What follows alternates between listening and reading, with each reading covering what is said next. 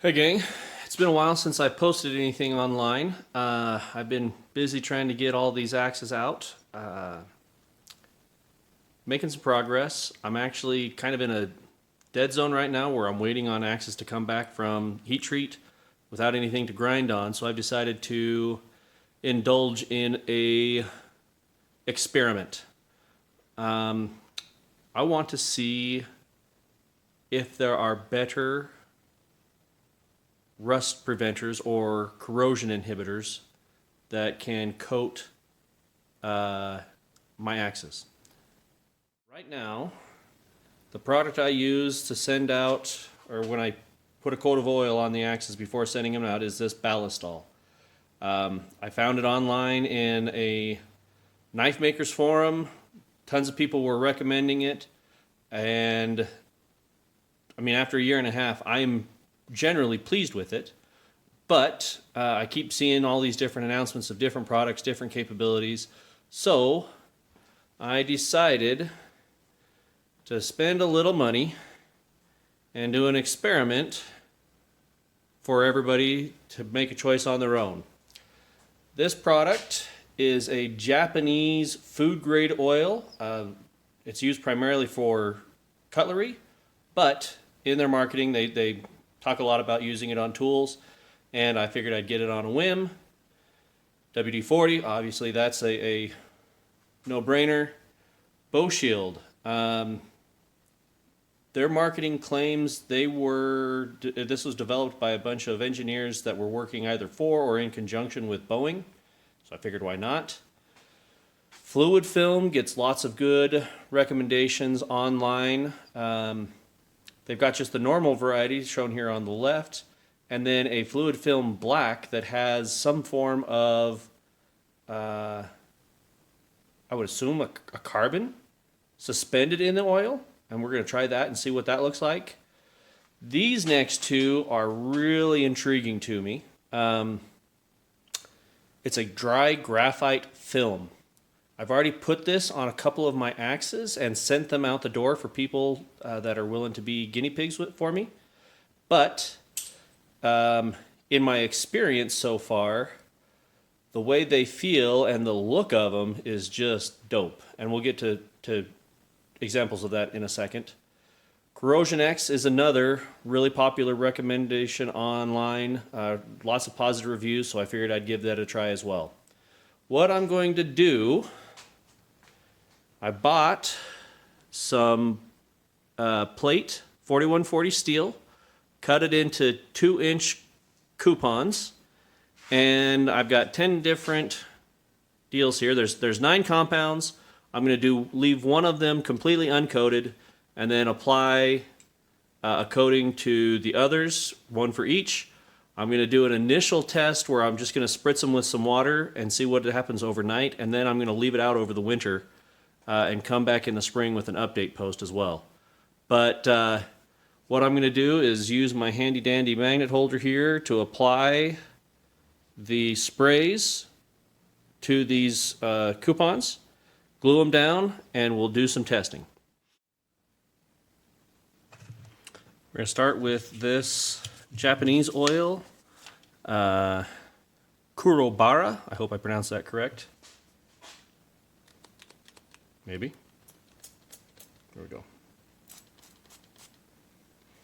I'm going to be pretty aggressive. I am not, however, trying to get anything on the backside so that it can be used with an adhesive. Hopefully you can see the oil there dripping off. We'll let that dry a little bit and then glue it down. All right. Instead of having you watch me apply every one of these lubricants to a coupon, I decided to just go ahead and spray the bottom row first and then give you my feedback or thoughts on them as they after I've got them sprayed. So starting here with the Kurobata, the spritz applicator, I was worried that it was going to be a little bit splotchy, but the oil itself, without any touch up from me, seems to have done a phenomenally good job of spreading out and creating a nice even surface on the coupon. The WD-40, you can kind of see it. There you go, there's a good ripple. Has not left quite as smooth of a coating on the coupon, but it was still fairly easy to apply, and I don't have any. Okay, my battery died, so I had to restart this. But the WD-40, I think one of the other reasons why it has that slightly uneven look to it is that the can claims that even if some of this gets rubbed off, it will seal back in over. So I would assume they're using a slightly heavier oil distillate or some sort of compound that is what's causing that heavier or ripply look. The T9 looks really good. I mean, it looks just as nice and smooth as the Kurobata. My only beef is that there seems to be a ton of pressure in that can, because when I pushed the nozzle, it was a water jet coming out the nozzle, or oil jet, I guess I should say. Minor issue. I suspect that this is primarily due to the use in the aerospace industry, meaning they want to have a nice jet so that they can spray something that they're not able to get up close to. Otherwise, it looks good. I didn't have any initial complaints in terms of the feel of it. It felt smooth. It felt, I don't want to say heavy, but it had a nice substantial feel to it. This guy, the fluid film, both of them really, and you can't quite see it as prominently with the standard fluid film as you can with the fluid film black. Again, the applicator was super high pressure, and even holding the nozzle 2 feet away from the coupon, I could not get it to lay down an even finish. This is particularly pronounced with the black, as you can see. Every time that jet hit the coupon, it would push stuff around. The other thing I've noticed is that the material, the compound, seems to be a really heavy, thick, piling on type of material. And looking at the cans, they say this is made out of a lanolin byproduct, so I'm going to assume that that's just a function of the compound being used. Personally, I don't love the look of it. I feel like it's going to leave a heavy residue. It will be potentially tacky and pick up gunk. I don't know that that's the case, so I'm going to wait and see. Looking at the cans, there are no instructions for wiping things off. It just says spray it and forget it. So that's what I did. We will see. Okay, top row is done. And I gotta say, I love the looks of these two dry graphite sprays. So the CRC, you can see them, quite a bit of difference in the overall shade between the two. The CRC came on a little bit lighter. You can see what it looks like untreated versus the CRC versus the DGF. I think that's just a pure aesthetics issue. I sprayed them both about equally, so maybe one has a little bit more graphite suspended in the solution. I would guess that there's some sort of alcohol involved in this, because as I sprayed it on, I could very clearly smell the smell of like a rubbing alcohol evaporating off, and you could watch it happen over the course of seconds as it dried and set on the coupons. The thing that I really like about both of these is that they feel completely dry to the touch.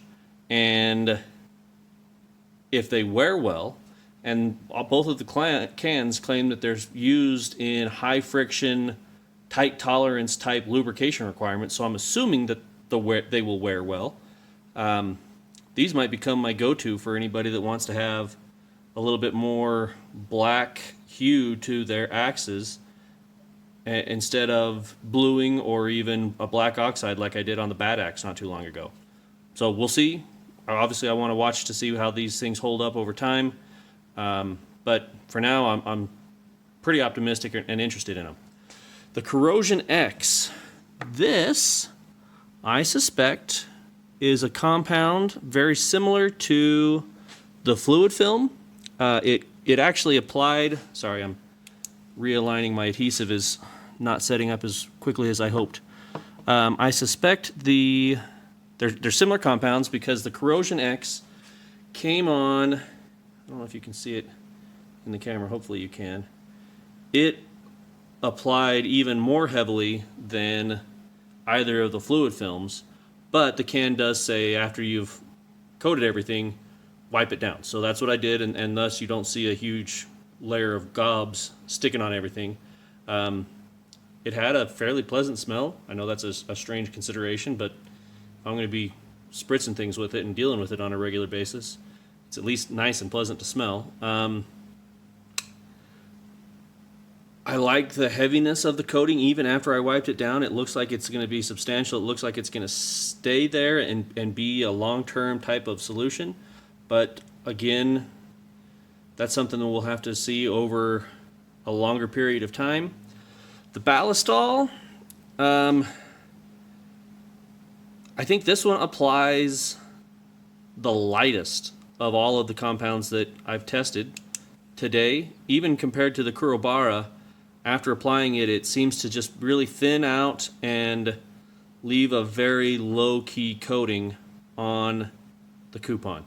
And again, this is something I've been using for over a year, and I guess I haven't known that there can be such a difference between the coatings, where some of these are a lot heavier than others.